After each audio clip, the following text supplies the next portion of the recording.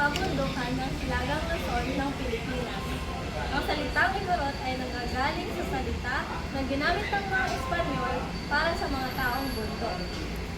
Binubuo sila ng ilang pangkat ng ethno-linguistikong grupo: Bontok, Kankanaey, Ibaloy, Isnod, at kabilang na rin dito Ang mga ang Ifugao ay Ifugao. mula sa mga pangkat etniko na naninirahan sa rehiyon ng Cordillera. Ang endonym ng Ifugao ay mas madalas na ginagamit ng mga Igorot mismo. Ang mga Ifugao ay kilala sa buong mundo sa kanilang mga mayamang kultura, tradisyon at napakagandang rice terraces na kabilang sa UNESCO World Heritage Site. Ang mga pagkain ng Ifugao ay nakabatay sa mga produktong pang-agrikultura at likas na yaman sa kanilang lugar. Kabilang na dito ang etag.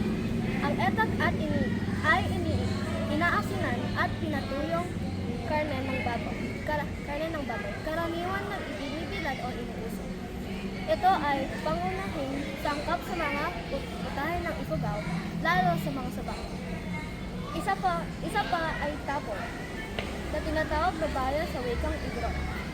Ang tapoy ay tradisyonal na alak na ginagawa sa binurong bigas. Ginagamit ito sa mga ritual, pagdiriwang at pagtitipon ng komunidad. Ang mga Ifugao ay may malalim na paniniwala sa kanilang tradisyonal na relihiyon at koneksyon sa kalikasan.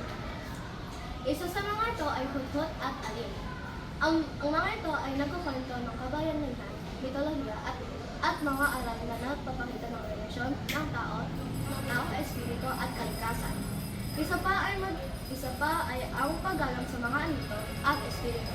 Naniniwala ang mga Ifugao sa mga anito na maaaring magdala ng swerte o madalas depende sa pakikitungo sa kanila.